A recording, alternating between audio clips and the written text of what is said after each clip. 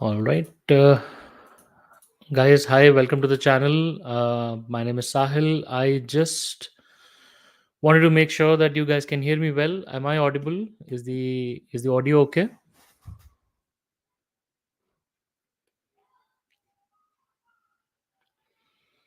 If you can quickly comment and tell me if the audio is okay, and then we'll quickly get started. All right, guys, welcome. Today is the second week of October, 13th of we are sitting on 13th of October, and the day is extremely special because this last week has marked very important changes, significant changes in Canadian immigration. Some of them are severely going to impact the future study permits, and also because the study permits are directly linked to future workers, and then it'll go over to permanent residents, and a lot of things can go here and there. So we will when we talk about the questions in the comment box, you can keep on putting that. We will scroll through them once we reach the Q&A session. Before that, we'll have a quick presentation on what we are trying to discuss about the changes that have happened so far in this particular week. Okay, starting off, the big banger of an announcement done by Quebec. Guys, this is um, totally not seen in Canadian immigration ever. And this is for the first time we are seeing a country cap on the invitation that will be issued by the province of Quebec. Now, what's important is, although there is a big announcement that was made by the by the minister, but the important factor here is that to maintain diversity in the number of people who will be moving to Quebec, they are saying that the invitations, the proportion of the invitations issued in a particular invitation round should not exceed more than 25% for a specific country. Now, if you look at US has already implemented some version of this when they're issuing, green cards. So you are seeing some sort of an excerpt from there where they're saying that not more than 25%, and it is only about time when they bring this further, drilling down to specific countries as they, if they want to, and learning from what one province does. You never know that the other round of provinces could start learning from them. And you have to just comment in the comment section, let us know what do you think. Will this be replicated by the other provinces as well? Because this is definitely not a very pleasing move for a lot, because people from India or Pakistan would technically represent a large chunk, um, you know from those countries. So yes, this is an important announcement. Another big one was that the medical examination exemption policy has been extended up until October 2029. This is important because permanent residents, and I will bring it up on the screen as well. So permanent residents and temporary visa applicants. So let me just bring it up here. Okay, so yes, so in Canada applicants, we have extended the temporary public policy, which was valid up until October, which is now valid up until October the 5th, 2029. If you are a low risk candidate, this is very important, because if you have done that in the past, and if you have ever applied for PR or will be applying for PR already living in Canada, you have completed an IME in the last 5 years, and your previous IME indicated that you are a low risk to public health, then mostly you will not be required to provide the medical upfront medical examination, which is very good. This really helps a lot of people because it saves time, money, everything, and you save yourself a lot of hassle. So this is pretty good. This is the banger of a news again. Changes to the PGWP, and believe me when I say this, I have received tons of questions across all our platforms saying that people are not sure, how many, what kind of people will be sort of doing this, who is eligible for this. So I will give you all the clear communication here. So this is a very clear, concise communication from IRCC. Let me bring it up here. So If you submit your application on or after November the 1st, 2024, there are three categories of people whom they've talked about. The first category is if you have graduated from a university and you have done a bachelor's degree, master's, or a doctoral program. If you submit your PGWP after November the 1st, and if you submit your study permit also after, so not PGWP but the study permit after this, if you're going to study these programs, then the language requirement will be CLB 7 in English and NCLC 7 in French, one of the two. Also, there is no requirement of field of study. Okay, so this is very important. If you graduate from any other program, the only difference is the language is still CLB 7 or NCSL 7, but the field of study requirement will be applicable. And be tuned, I will explain how to identify what is the field of study, how to see if your course is eligible or not.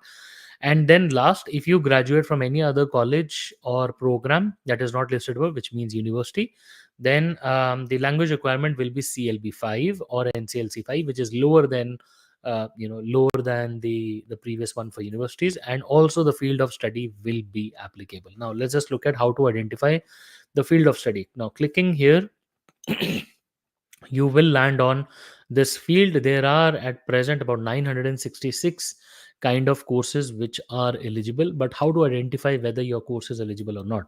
So you have to go on Google, put CIP codes 2021. So this is what you need to search. Go on this, and within this, click on the first link itself, Statistic Canada.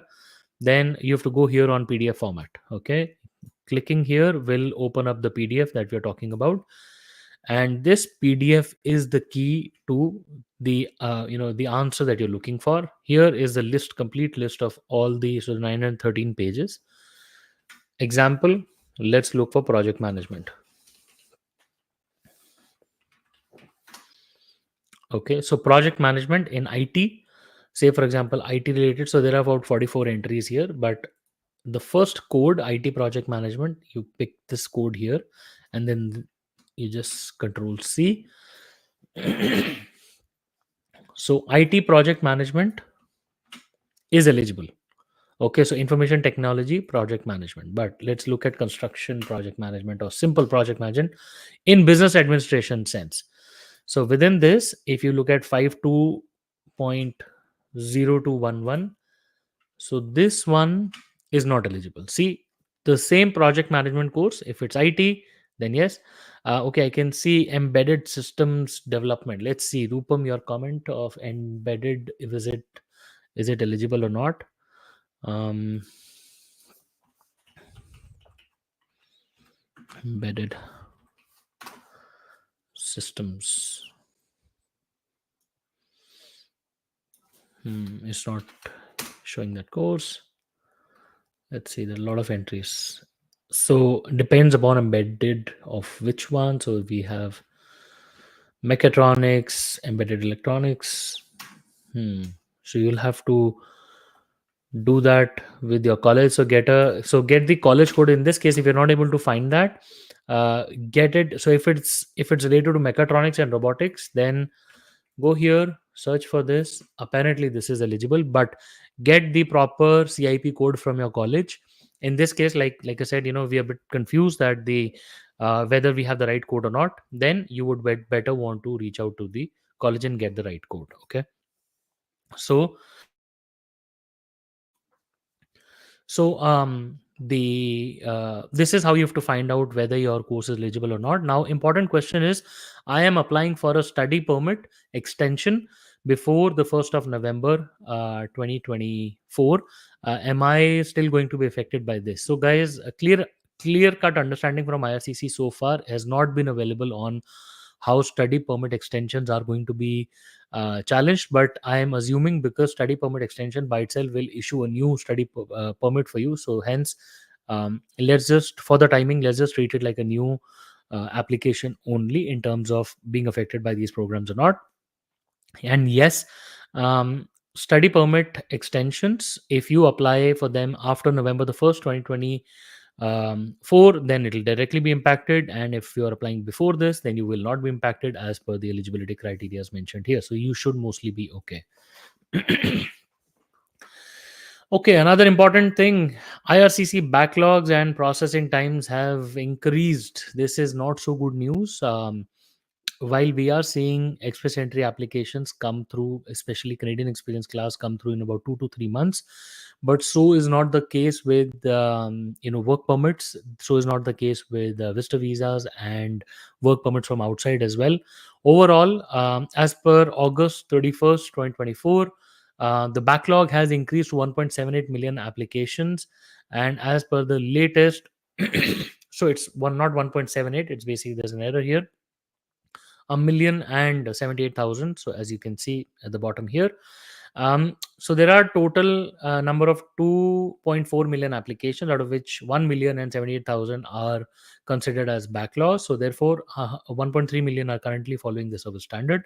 But this only means that um, anything that falls outside the service standard will be treated as a backlog, right? So that is something that will be there.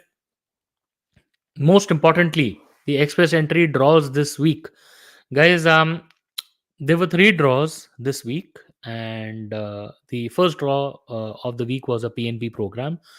Apparently, 1,613 people were invited at a cutoff of 743. In the second cutoff of the week, it was a Canadian experience class draw. I know this particular draw raised a lot of eyebrows, and this was totally not expected. 317 number was this, and happened on October the 9th. This was draw number 317. ITS, number of ITS were 500, and the CRS was kept at 539. So this was a very high CRS, and a lot of fraternity in the immigration community was really not waiting for this. But yes, apparently this happened. So draw number 318 happened on October the 10th. Um, and this particular draw happened, just a second.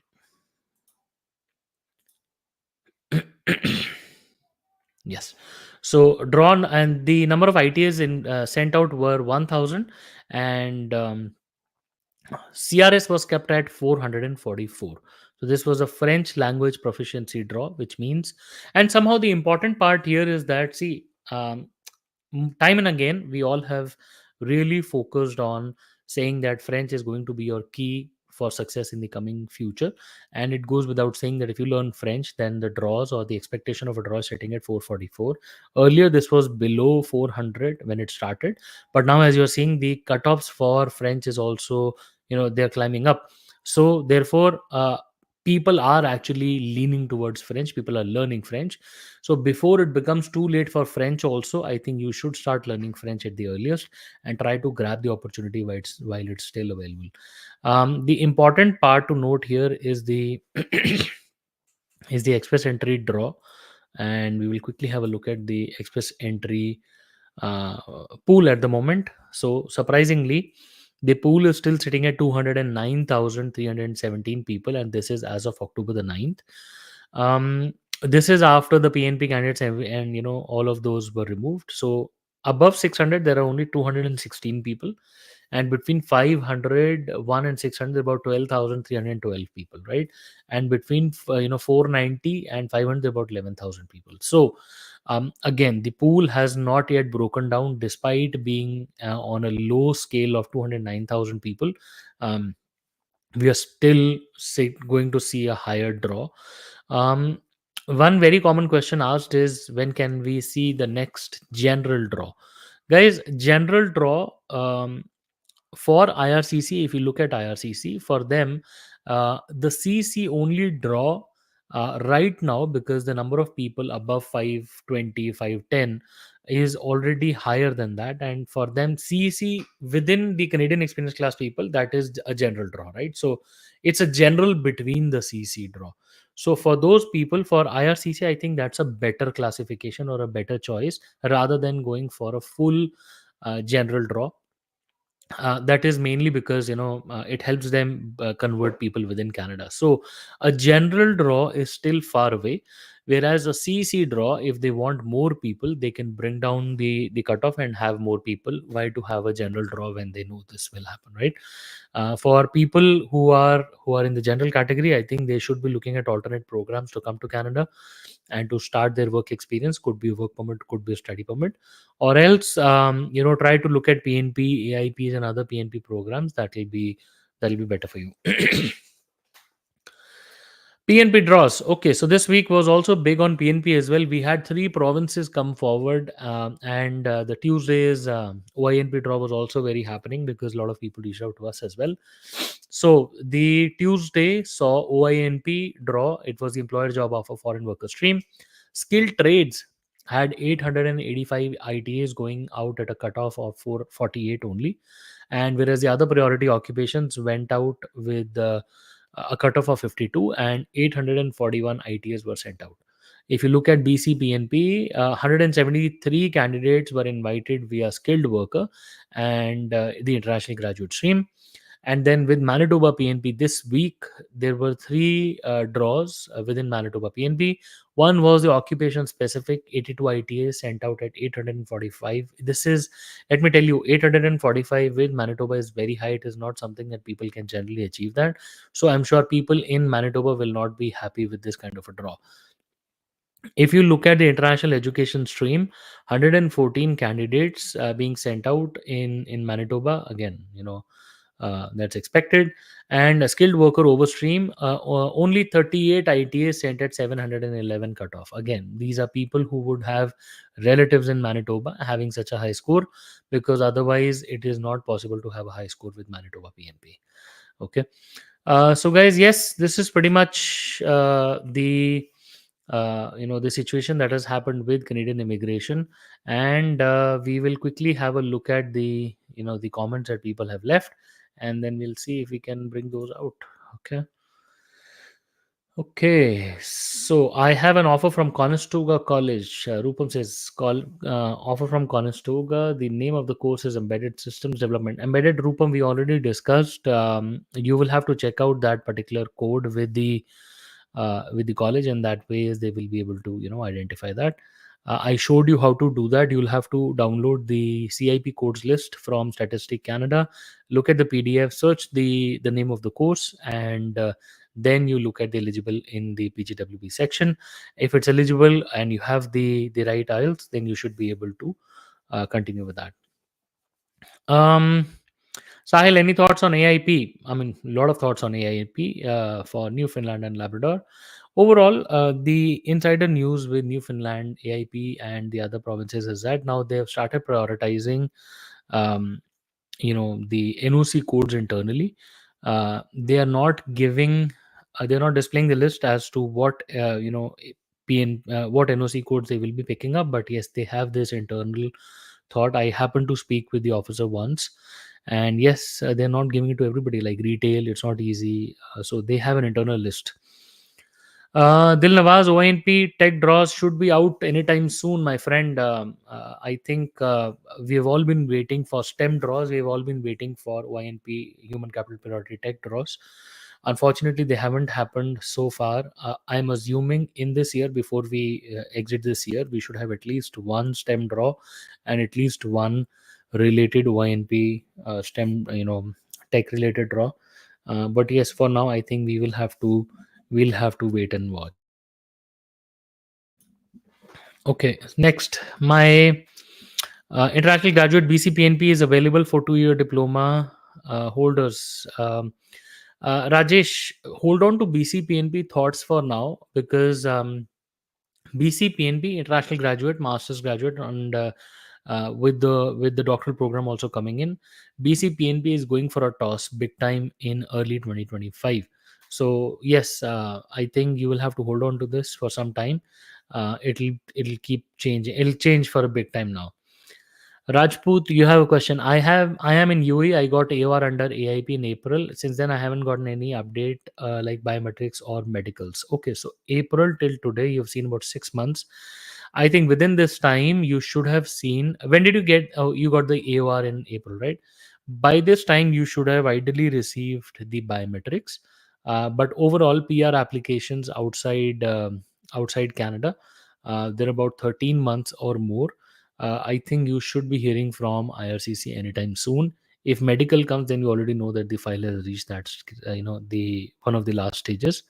But yes, medicals and biometrics should be happening soon. If you don't get to hear from them, then apply for GCMS notes and see if you can get a status update. Ask your consultant to help you with the GCMS. If not, then we'll do it for you. uh okay, so my agent submitted file under FSW. So this is QT1. My agent submitted file under FSW express entry in June after the ITA in April. Biometrics done July and medical also done prior to submitting file. Is saying file is returned on technical basis. How can a file be returned uh, after biometrics? No, no. This doesn't sound right. Um, File will not be returned on technical basis. This is something odd that I'm hearing. Yuan, what you should do is you should reach out to IRCC on phone and try to order GCMS notes as well. This doesn't seem right, because if IRCC has to return a file, they will not process it and they will issue the refund of the and you'll get a rejection letter that the file has been rejected, not refused but rejected, that they're not accepting it, it's been cancelled, and you will get the you'll get the money back as well, and you will get that out. Okay, so question is that will the conservatives introduce country caps at the federal level? Marco. Okay, so Marco, the conservatives have, Pierre Polyev has been very specific about, has been reserved about his comments on immigration, because he knows that is something, if he talks a lot about it, then also he can land in trouble. If he talks less about it, then also he'll not garner the support. But overall, we haven't had any historical any historical examples of the conservatives setting any example of a country based cap. But in the future, because Quebec has started the fashion, we don't know, it might start seeping in, as long as the rule or the conservatives go in terms of their rule or their administration. Conservatives have always been praised for the kind of programs that they work on. They go on lower number, they can be hard on refugees, and they can go on lower numbers, but they go for innovative programs. Now, I'm not sure if you know that express entry was also a brainchild of the conservatives, that they had devised this program, and it later got implemented with the new policies under the liberals. But they have been known to have good administration in terms of so they go for, the conservatives go for developments within the country so that the country can prosper, and then later the liberals have been known to bring people and ride on whatever the developments have been done. I don't know if that makes sense for you. The conservatives, the leader, opposition leader, has clearly said that he will look on lowering the numbers, but more about using them to the benefit of the country. um, Not too low. See, honestly, Canada cannot survive without immigrants, so the numbers won't go down, but it'll definitely become more competitive, and we'll see some good changes. Okay, any I am on SOWP. My spouse still has 1 year of course to complete. I have around 5 years of foreign experience and 1 year of tier 01 in Alberta. I am on SOWP. Okay, can I apply without accompanying my wife in the CEC? Yes, you can. Promote the if you are in Alberta, although you'll get some negative points for spouse in another other province, you might get that setback, and you might get a hard time applying for Alberta PNP. But as far as CC goes, you're fine. You can apply for CEC without with a non-accompanying wife. That is absolutely fine. Okay, will I get a 3 year work permit? It's my fourth semester going on right now. Varun, it's a very broad, vague question. Overall, if you follow the PGWP conditions, if you do a 2 year course, that is a 4 semester course, then mostly you should be okay, as long as your course is abiding by the conditions of PGWP. Um, you should be okay. Just follow the new PGWP rules, where you will be required to present uh, um, an IELTS exam result, right? So you would need that. Okay. I currently have 421, been in the pool for 4 months. I'm in Africa. Which PNP will fast track my ITA? I'm in the transportation industry. See, for there is no such broad understanding which PNP. By and large, in your situation, you would need a job offer in order to apply for a PNP, because for transportation at such a, at, I don't know what your background is, but for transportation, Nova Scotia has been doing good, and you could try, with an express entry only without a job offer, try Saskatchewan and try Prince Edward Island. I'm not sure Prince Edward Island will accept for transportation, but yeah, you can try Saskatchewan. Okay. Sahil, is a trade certification required for BCPNP? Ramzi, trade certification or not is required as per the NOC code. If the program has that specific requirement, you will have to, but by and large, it's not an umbrella requirement. Okay, but you have to look at your NOC code in order to do that. Can we show GIC of student in spouse CA report for SOWP? Interesting. Gagandeep, yes, you can, because at the end of the day, that is one of your immovable assets because the funds are locked. Don't treat the GIC equivalent to available cash funds. You understand the difference? GIC gets released month on month. So today you cannot assume that you have all the money. So your CA can show that the spouse has overseas funds, but that will come with a disclaimer that these funds are logged under lien or GIC. But yes, you can show. The other question would be, I have applied. So Rajput, I've applied for PR. I think this one we have seen. Mm, duh, duh, duh. Rupam Gupta, college says wait for 2 weeks. They are preparing some list. Good. So, once you do comment on the videos ahead, and we would be happy to see. Shivam, 3-year degree accepted in Canada, BSc chemistry. Like, I'm not sure what the question here is, but yes, 3 years degree is accepted. You can go for a PG diploma program if you're trying to go for a study. I've already talked about general draws. I think you'll have to roll back to see.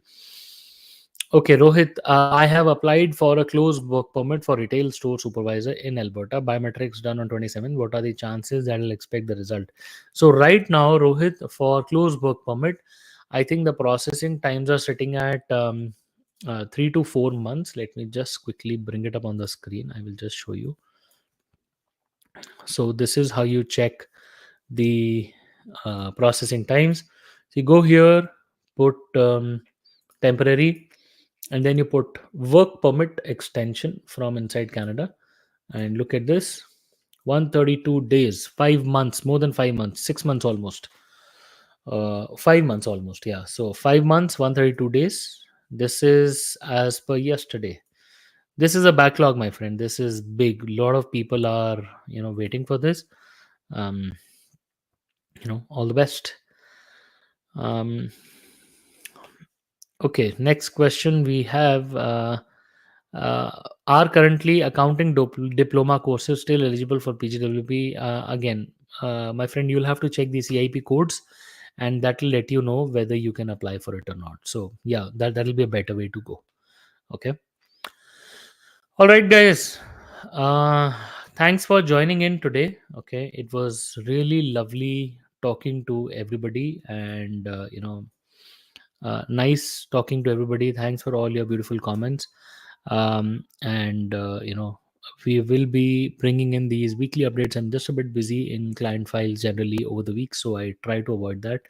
But yeah, seems like a lot of people need help, and you do that. I'll just take one last question from George. George, self-employment can be used as experience only if you are outside Canada. Inside Canada, no self-employment. Can we apply SOWP with kids before student travel? Gagandeep, no, you cannot apply for SOWP with kids before students travel. Only if you've applied for the SOWP with kids along with the student. So if that was applied together as a family member. But if the student has been approved, then you're applying, then you'll have to wait till the student reaches, gets enrolled, and wait for another month. Okay, guys, all the questions you can drop them in the comments. I'll try to answer them. Okay. All the best. Until next, I'll see you there. See you.